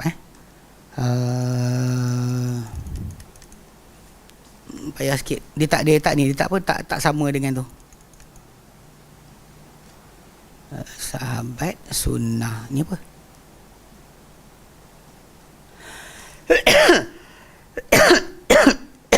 Okey, depan sikit. Okey, kalimat ni dalam ayat dalam surah At-Taubah 38 Taubah 38. Surah Taubah 38 datang datang firman Allah Taala, innaman nasi'u ziyadatun fil kufr. Ni an-nasi'ah, itu nasi tu dia kalimah nasi tu dia boleh maksud dengan pelewatan, penangguhan. Soalan dia, penangguhan apa? Apa penangguhan dimaksudkan? Okey. So dia kata kat sini, dia kata okey. Dia kata seperti orang yang mengingin untuk menafsirkan kalimah an-nasi'ah fi qaulihi ta'ala, firman Allah Ta'ala surah At-Taubah 38. Dia kata innaman nasi'u ziyadatun fil kufr. An-nasi' tu, itu penangguhan tu adalah penambahan pada kekufuran. So dia kata fan nasi'u ta'khir. Kalimah an-nasi' tu nasa'a, dia maksud dia adalah penangguhan atau pelewatan. Walakinna tahdida hadzal ta'khir. Tapi penetapan apakah pelewatan dimaksudkan di sini, yahtaju ila ma'rifati qisatil ayati, perlu kepada mengetahui kisah ayat. Kalau tidak, nanti kan orang yang lewat bayar hutang pun kena sekali. Pengunduran. Maksud dia lewatkan lah, maksud dia bulan ni, pasal kes bulan. Pasal orang-orang Arab dulu dia ada bulan haram ni dia cerita. Bulan haram, bila diorang sepatutnya bulan ni bulan haram, tapi kerana diorang nak buat benda yang dilarang dalam bulan haram, diorang undurkan atau cepatkan bulan tu untuk supaya bertepatan tak kena bulan haram. Dia pergi rumpuh orang, pergi kampung, tak bulan haram pun ikut kami. Diorang tahu sebenarnya bulan haram, tapi diorang cepat lambatkan ikut suka hati diorang. Itu maksud dia, undurkan bulan tu, kedepankan bulan. Tapi balik pada asal, dari segi asasnya, masalah kita kedepankan ke belakangkan suatu benda, maksud dia apa? Adakah hutang? Kalau ikut ayat tak ada kata hutang atau tidak. Jadi kat sini yang kena faham, kena tahu bahawa kena tahu kisah ayat turun kenapa. Biha yu'rafu tafsiruha, dengannya diketahui akan tafsiran ayat ini. Wal muradu bihi huna ta'khirul ashhuril hurumi wastihlaluha. Dan dia yang kena lagi di sini adalah pelewatan atau penangguhan atau macam apa kata pengunduran bulan-bulan haram daripada masa dia. Sepatutnya bulan ni dah bulan haram, ditangguhkan. Dan juga menghalalkan untuk langgar benda dalam bulan haram. Itu sebenarnya yang terjadi. Ini contoh macam mana kita kata tak tahu cerita apa jadi pada ayat tersebut, awak tak tahu maksud dia. Yang adik-adik akan pakai ikut suka hati dia je. Macam juga kes yang ayat 195 Al-Baqarah yang kita sebut tentang masalah wala tulqu bi aidikum ila tahlukah tu. Yang kamu campak jadi kamu akan ke dalam kebinasaan. Para sahabat terjemahkan kebinasaan tu maksudnya tinggalkan jihad. Dia tak kata kebinasaan tu buat benda bahaya, macam bawa motor laju ke, bawa kereta laju. Kalau tidak, makan berlemak. Kan? Kadang orang kita baca macam tu kan, tapi tak kena. So, balik pada asal, kita dah ada kisah yang berkait dengan tajuk tersebut, yang tak boleh kita tinggalkan. Jadi kisah supaya maksud tahlukah tu, you understand maksud dia apa. Jika tidak, tahlukah tu boleh jadi maksud apa saja. So by usage of linguistic, bahasa boleh pakai. Orang tu makan banyak, la tulqu bi aidikum, makan minum manis, la tulqu bi aidikum tahlukah, makan air gas, la tulqu. Dia habis lah. Pakai semua. Tapi sebenarnya ayat tu kan macam tu. Sebab balik pada asal, bahasa dekat ayat tahlukah tadi, kita ada tafsiran dia. Sebab beri peristiwa tu. Dan bahkan ayat tersebut dalam 190, 195 tentang jihad. Tentang jihad. Pasal memang segmen per segmen Al-Baqarah, kalau kita lihat, dia ada segmen-segmen dia. Lepas daripada ayat 177, kita ada ayat tentang qisas, ada ayat tentang wasiat, ada ayat tentang puasa. Dia akan ada story-story dia yang kena dengan tajuk. Dan kita boleh ambil ayat tadi, suka-suka hati kita pakai tajuk lain. Ayat tentang jihad, kita bincang tentang tajuk masalah ekonomi. Tak boleh lah. Okay, faham Kemudian kita yang seterusnya, yang kelima, maksudnya kalau cerita ada orang yang menggunakan ayat untuk pengharaman riba kan, nasi yang so salah, tak boleh lah. Sebenarnya ni bukan masalah tu, ini masalah dua orang. Riba nasi'ah tu ada dalil sendiri, bukan ayat ni. Riba nasi'ah ni riba yang berlaku dengan sebab penangguhan. Means that saya pinjam orang tu katakanlah 10,000, kemudian bila saya tempoh nak bayar tak dapat bayar, saya kata minta tangguh, dia kata boleh tambah nilai. Itu riba nasi'ah, riba yang bertambah dengan sebab pelewatan bayar. Tapi kalimah ni tak dipakai kat sini. Kisah berbeza. Dan untuk tajuk tu pengharaman dia ada dalil lain, bukan dalil ini. Okey, kalimah. Ini yang kita sebut tadi kan. Ay yuqaddima ma'na syar'i, yuqaddima ma'na syar'iyya 'ala al-ma'na al-lughawi. Al-lughawi idza ta'arada. Hendaklah dia mengkedepankan, mengutamakan makna syarak ke atas makna bahasa bila berlaku pertembungan. Kalau ikut bahasa macam ni, ikut syarak macam ni, ikut yang syarak. Bukan kita ikut bahasa. Illa idza dalla dalilu ala iratil ma'na al-lughawi, kecuali apabila menunjukkan makna, menunjukkan dalil, ada dalil menunjukkan kehendak makna lughawi, baru kita pindah kepada lughawi. Jika kita makna syar'i saja. Lian al-Quran, kerana Quran ni nazala li bayani syar'i la li bayani lughati. Kerana Quran ni turun untuk menjelaskan syarak. Perintah Tuhan, larangan Tuhan kepada kita. Bukan datang untuk belajar bahasa. Bukan datang untuk kitab bahasa. Tapi datang untuk mengajarkan kita syariat. Sebab tu kenapa makna syarak terdahulukan. Contoh kat sini, yang disebut tadi kan. Fas-salatu fi qaulihi ta'ala. Dalam surah Taubah ayat ke-84. Okey, dia kata solat dalam surah Al-Baqarah, surah At-Taubah ayat ke-84. Ini tentang orang munafik yang Allah Taala beri keputusan hukum hukum Allah Taala ke atas orang-orang munafik pada akhir hayat baginda SAW. Hatta Nabi dilarang untuk doa keampunan, larang untuk solat atas jenazah, larang. Nabi tak boleh hadir di jenazah diorang pun. Tak hadir jenazah nak hadir pun tak boleh. Okey, dia kata apa? Fas-salatu solat dalam ayat surah Taubah 84, wala tusalli ala ahadin minhum mata abada. Yang kau solat hai Muhammad ke atas sesiapa di kalangan mereka yang munafik ni yang mati selama-lamanya, ever. Dikata kalimah solat ni tahtamilud du'a, boleh berkebaran kalian maksud doa. Wa tahtamilu salatul janazati, dan berkebaran kalian juga bermaksud dengan solat jenazah. Namun dia kata wa hadha huwal muqaddamu. Tapi kat sini ini yang diutamakan, solat jenazah. Li'annahu al-ma'na syar'i, kerana dia makna yang syar'i. Ketika orang tu mati, apa yang patut kita buat pada dia? Solat jenazah. Tapi Nabi tak boleh. Bahkan doa kat kubur pun Nabi tak boleh. Wala takum ala qabrih. Allah kata jangan berdiri kat kubur mereka pun. Nabi tak boleh datang.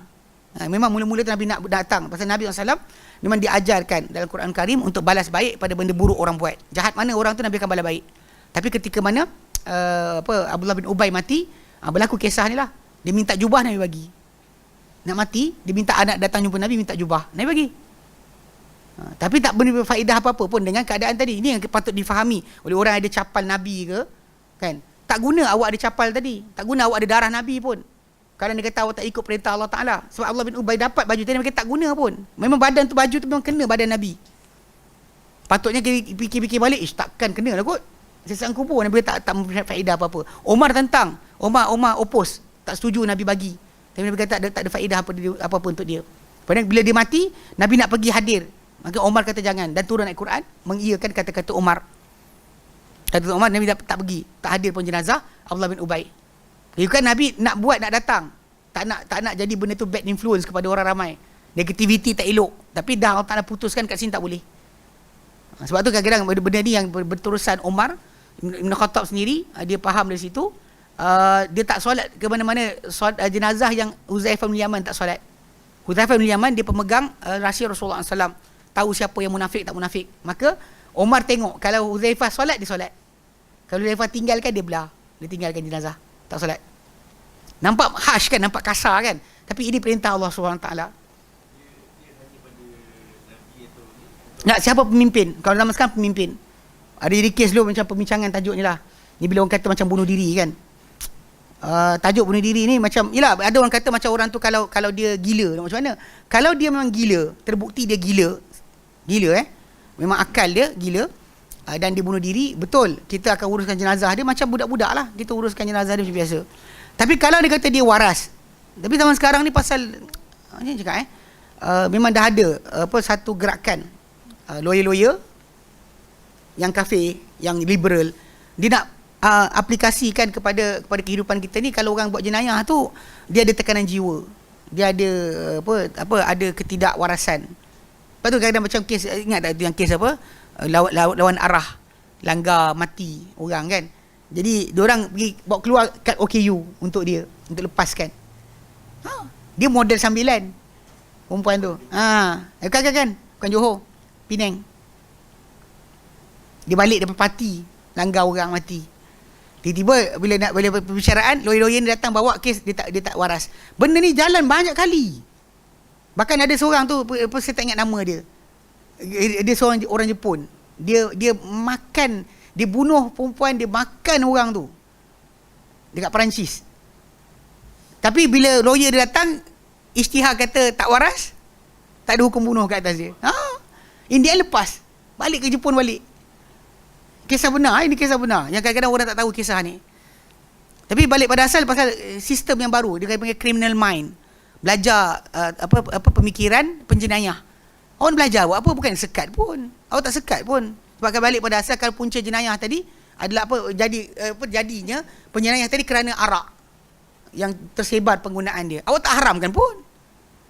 Ataupun keluarga yang rosak kerana penzinaan sebagainya. Awak tak haramkan zina pun. So, sibuk fikirkan apa masalah penjenayah ni buat, kenapa dia buat jenayah, tak penting. Selagi tak terbukti dia gila, selagi tu dia anggap dia waras dan dia buat jenayah, dikira jatuh. Termasuk dalam masalah jenayah bunuh diri. Tajuk dia adalah, bila orang tu bunuh diri, kita yang pemimpin, imam dan sebagainya tak boleh solatkan. Yang boleh solat, keluarga dia sendiri lah. Atau siapa kawan-kawan nak solat. Benda ni ada timbul kes. Ada orang tanya saya soalan. Kes bunuh diri terjadi, lepas tu dia kata family itu sampai kat masjid, bawa jenazah, imam lari, tak nak solatkan, so solat sendiri. Jadi dia orang kata patut ke tidak. Saya kata macam manalah hadis Nabi lah, macam mana Umar buat lah. Memang tak, kita nampak harsh, kasar kan, tapi itulah realiti dia. Balik pada asal bukan bermaksud benda berkenaan kita tak kasihan. Nabi lebih kasihan berbanding orang lain. Nabi tak nak buat solat, orang tak ada hutang. Ingat tak? Kan Nabi nak solat kan, bertanya-tanya ada hutang. Kan Nabi kata sallu ala sahibikum, solat kepada kamu, teman kamu. Nabi tak nak solat. Sampaikan Abu Talha. Abu Talha ni, Abu Talha dan hadis tu. Kan? Dia kata ya Rasulullah, kau solat aku bayar. Apa hutang dia aku bayar. Kan Nabi nak tinggalkan solat tu, tak nak solat dekat atas jenazah orang ada hutang. Jadi kenapa kita nak kata tak boleh pula? Memang boleh lah, hak tadi, itu hak. Adapun kita yang lain ni tak ada pangkat, tak ada sekian. Kalau kita pergi pun orang tak kenal kita, tak apa, pergilah solat. Tadi kan dia kata yang menjadi public figure, kan, ataupun orang ketua agama, tak boleh pergi. Apa lagi kalau hadir pada majlis kafir, lagi tak boleh lah. Baik. Okay, jadi kat sini dia kata pasal pada jenazah tadi, yang disyar'ikan bukan masalah doa saja, tapi masalah dia adalah solat atas jenazah. Okey.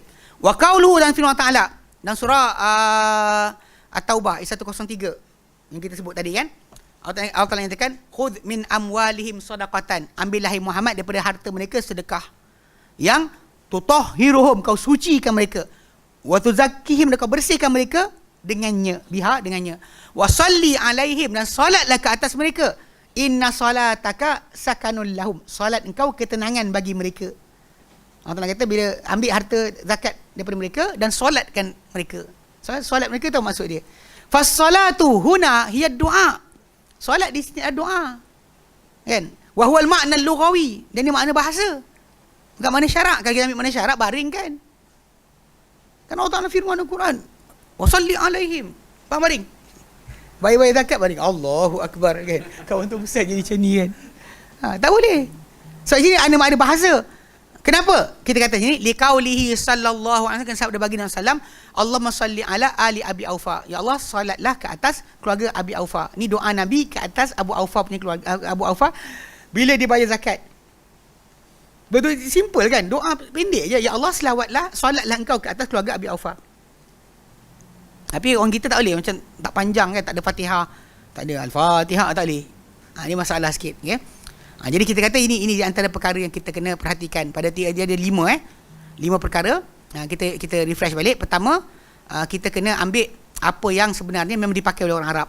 Tak boleh tak pakai oleh orang Arab. Kedua, kena ambil tafsiran Quran dengan apa yang lebih biasa dipakai, bukan yang jarang-jarang dipakai.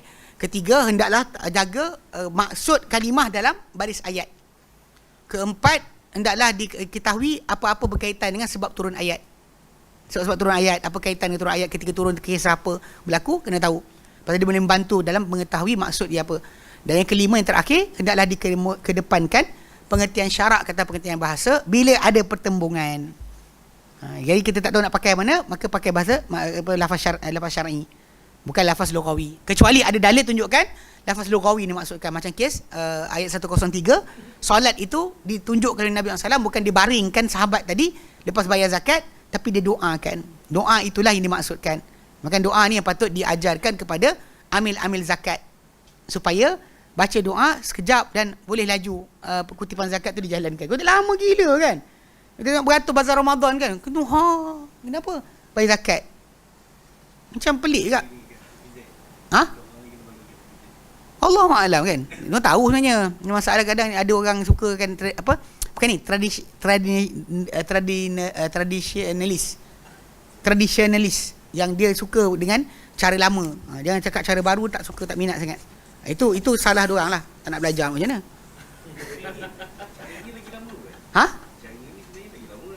Sepatutnya, tapi bila tradition kita, berdasar tradisi kita. Macam bila dapat anak buat kulit, dia kata itu tradisi lah.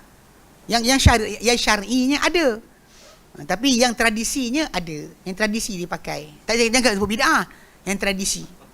Ini masalah dia. Sepatutnya dimudahkan urusan. Dan bahkan Alhamdulillah lah, MAIS, Kejais sebagainya, diorang buat online punya pembayaran, tak timbul masalah beratur untuk kena doa. Okey? Baik, kita berhenti sini. Nanti peringatan sekitar tafsiran Quran dengan bahasa. Ada peringatan yang kita kena bincang dulu. Baik. Ada soalan?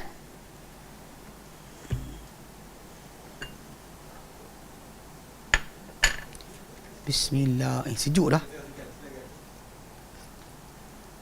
Tak berani lah. Kau kan tak berani. Pasal saya biasa kalau minum air macam ni kan, besok lusa jadi sembelit. Sembelit. Dia panas-panas tak apa. Tapi saya silap, saya tak pandai minum tadi. Tak apa lah. Baik. Tak rezeki. Terus?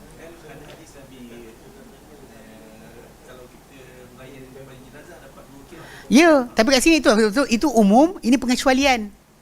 Ya Allah Ta'ala perintahkan. Takkan tak boleh. Okey, ini satu kaedah. Ya. Dalam kaedah syarak, bila ada perintah umum, patut ada pengecualian. Kita jangan kita lagakan. Maksud dia kita jangan kata macam, ni boleh, ini tak boleh. Tak, kita kata ini umum, ini khusus. untuk tajuk ni, orang munafik, ini tajuk dia. Faham tak? Orang tu jelas kemunafikan dia. Jelas sangat kemunafikan dia. Jelas lah, memang jelas lah. Maksud dia apa cakap bohong kan, ataupun gunakan setan sebagai sumber untuk berdalil. Munafik lah tu. Itu jelas munafik. Serius. Nah.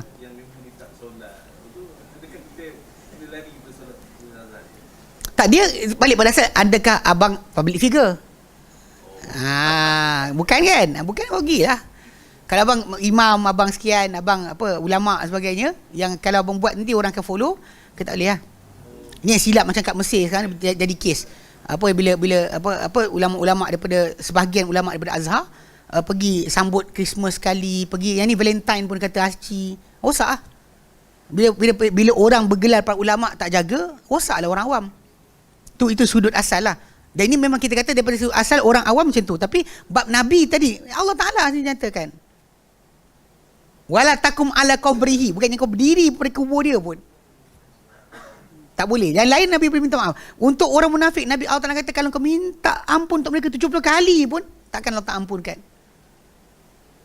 Minta apa tu, bila macam jadi Nabi katakan tu kau nak minta lebih. Allah Ta'ala turunkan pula ayat surah Munafikun. Kau minta ampun ke? Kau tak minta ampun ke? Takkan Allah Ta'ala ampunkan untuk mereka. Langsung. Nak ceritakan benda ni ada hukum khas dipanggil. Macam kes ni lah. Lepas tu bincang tajuk pakai dubuk. Dubuk. Haina halal. Tu apa terkejut. Haina halal dimakan. Hatta benda berkenaan, dengar sini. Hatta benda berkenaan daripada dengan dalil hadis Nabi SAW. Tapi ada orang kata, tapi ustaz kan dia bertaring. Kan dia sekian. Kita ada dalil umum, kita ada dalil khusus. Dalil khusus dia mengecualikan daripada yang banyak tadi ini. Faham tak? So kena faham, ada dalil umum, ada dalil khusus. Jangan kita lagakan. Kita patut faham ini untuk umum. Jadi Nabi kecualikan. Buaya? Ikut mazhab mana? Kalau mazhab Syafi'i sebenarnya ikut mazhab Syafi'i, dia ada dua pendapat. Pendapat yang sahih halal, pendapat asah tak halal. Dia dengar, bila dalam mazhab Syafi'i ni maksud dia dalil, bila kata sahih tu betul, dia dalil, tapi ada lebih kuat. Maksud dua-dua ada dalil. Dulu ada dalil. Bagi mazhab Syafi'i macam tu. Jadi ada orang kata asah lah. Tapi kalau sebenarnya ikut pendapat sahih, ya, mazhab lain tak haramkan dengan kiraan dia sebagai binatang air. Nak teringin nak makan buaya ke? Tanya Allah Ta'ala. Apa dia? Sekejap. Assalamualaikum. Ya. Kita tolong tanyakan dengan Ustaz. Kalau jin Yahudi, Oh, sudah. dalam keadaan seseorang, Ya. dia akan cakap bahasa Yahudi. Terus. Bahasa orang yang dia masuk. Terus. Mana tahu? Saya tak kawan dengan jin Yahudi ke, nak tahu. Kan nama perapu kan kita macam ni cerita dia. Bab berkenaan dengan jin tu masuk ke tak masuk ke kan. Saya pernah sebut berkali-kali. Saya kata bab orang kena rasukan. Rasukan ni. Daripada 10 orang yang kata kena rasuk, 1 je betul. 9 tipu. 9 tu kondisi jiwa dia. Dia tak bercerai, tak happy, kena marah, kena sekian-sekian, duduk rumah, kena dera dengan penjaga. Dia akan develop. Budak-budak pun sama. Jadi sebab tu kenapa kita jumpa kes-kes ni dekat sekolah asrama. Tak perasan ke? Normally kat sekolah asrama, lepas tu pergi camping pula, budak tu nak balik rumah, awak pergi balik masuk hutan. Detention lah. Lepas tu sekolah asrama tadi yang mana ada grade, markah dia, kalau jatuh markah dia akan kena buang asrama. So tekanan jiwa tu menyebabkan dia jadi macam tu. Lepas tu ada separuh tu kadang-kadang tak jadi nak ni. Saya ingat ada seorang, ni saudara-saudara belah saya jugalah. Kan? Abang saya dia garang. Ada abang garang. Tak bawa. Serius. Tulang duyung nanti saya bawa. Abang saya dia ni garang. Jadi ada seorang anak saudara kami, seorang ni dia kononnya kena rasuk dekat sekolah. Kena rasuk sekolah. Jadi abang saya cerita balik. Saya cerita sikit, dia cerita tambah. Dia pun kata, rahimahullah SWT ampunkan dia. Abang saya kata apa? Jadi budak ni dia kata kononnya hari pertama ni nampak ada benda lah, ustaz datang lah, pergi sikit bersilat dan sebagainya. Lepas tu kata hari kedua nak datang lagi ni. Sekali kakak saya, adik abang saya kata minta abang saya pergi tengok anak dia apa jadi. Datang tengok pak saudara ni yang actually garang tak jadi rasuk. Panjang bila sampai. Tak jadi. Saya agak. Betul, sebab saya kata daripada 10 orang kena, 9 tu ada kondisi jiwa. Masalah tak happy lah, bercerai dan sebagainya, bla bla bla, menyebabkan macam tu. Okey. Satu betul. Katalah satu ni betul. Tapi satu betul ni pun ada masalah lagi dengan saya. Sebab apa? Okey.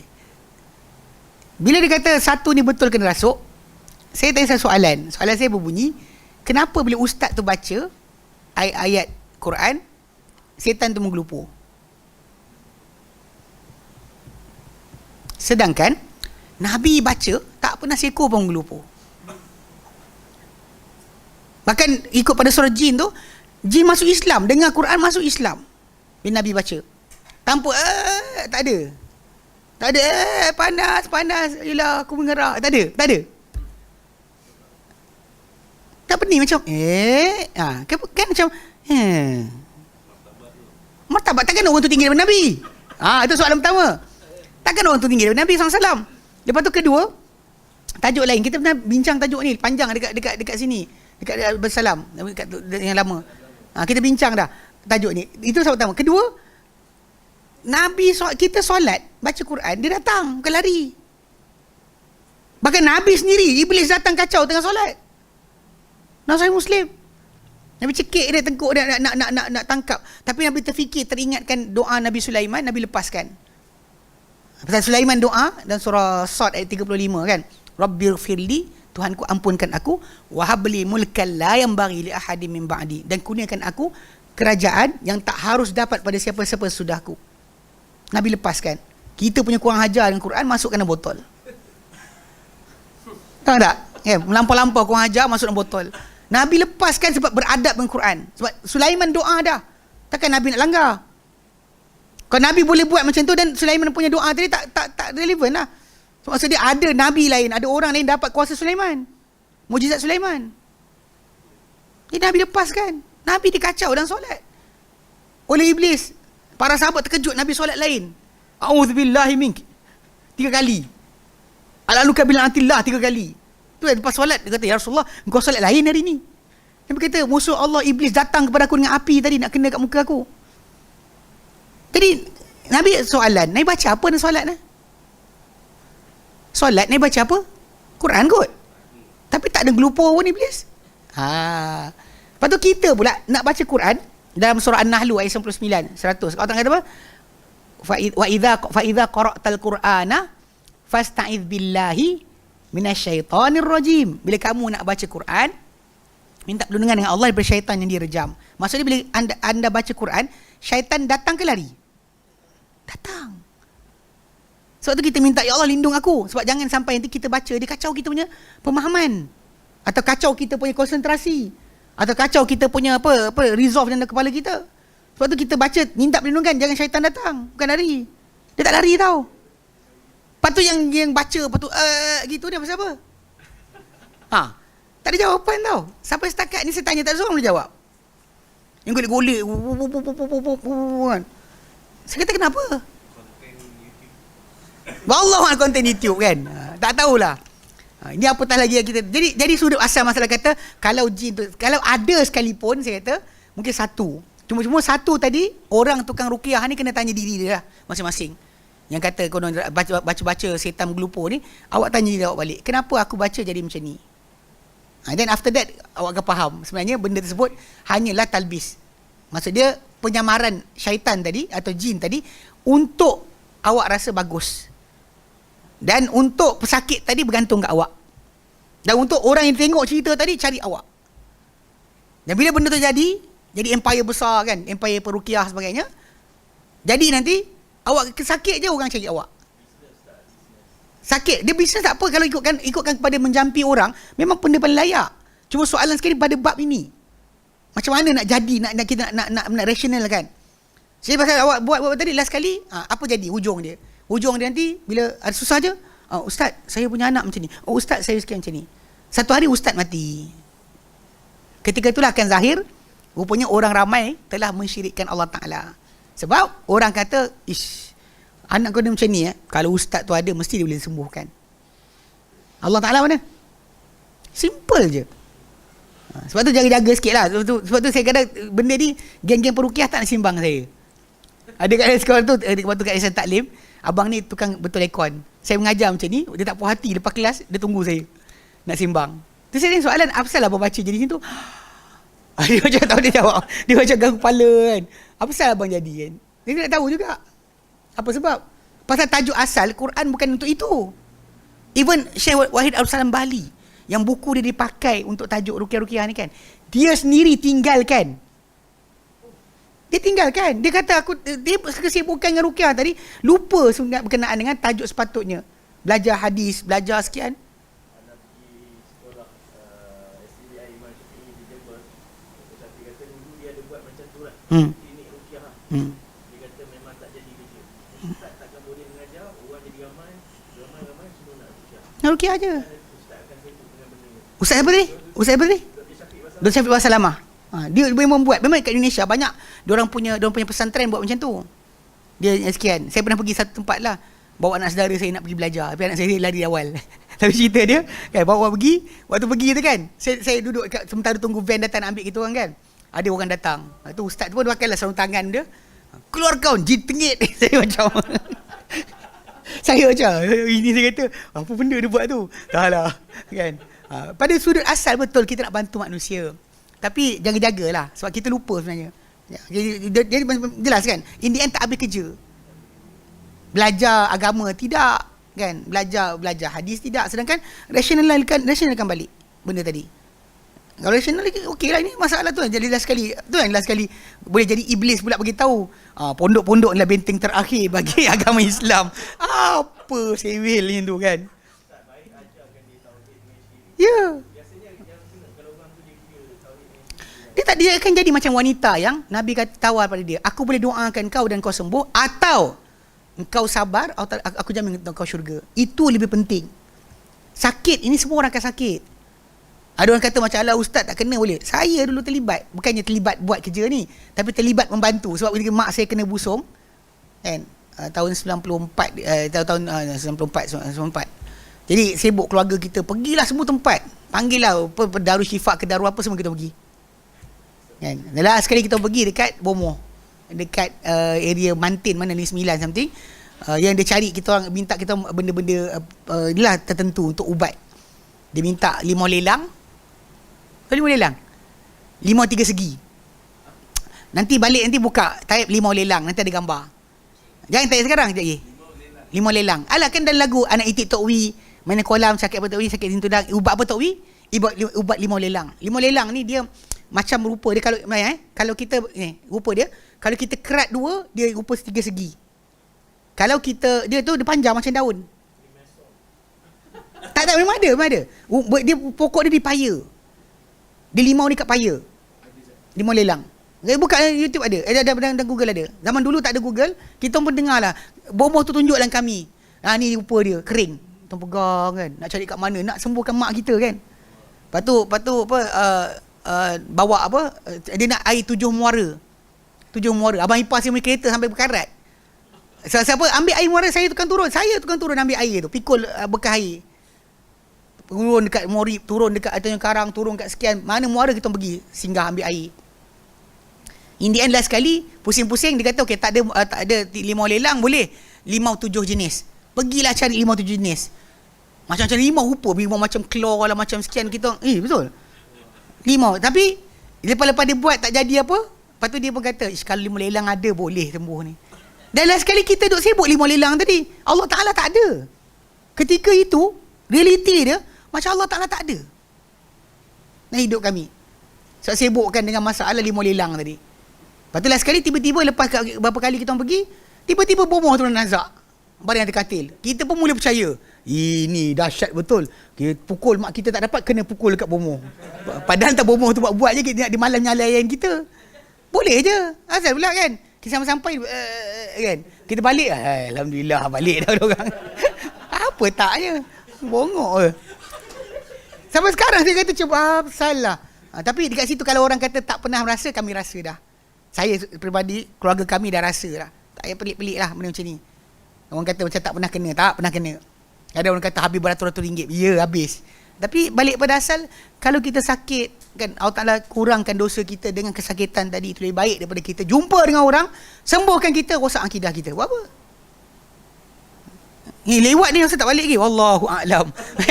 Okey, kita berhenti sini ya. Kita sambung kemudian. Wassallallahu ala Muhammadin sallam alhamdulillah rabbil alamin. Alhamdulillah anta astaghfiruka wa atubu ilaik. Assalamualaikum warahmatullahi wabarakatuh. Lain kali ambil apa yang dengan topik je. Soalan topik je. Kalau soalan luar topik tak payah.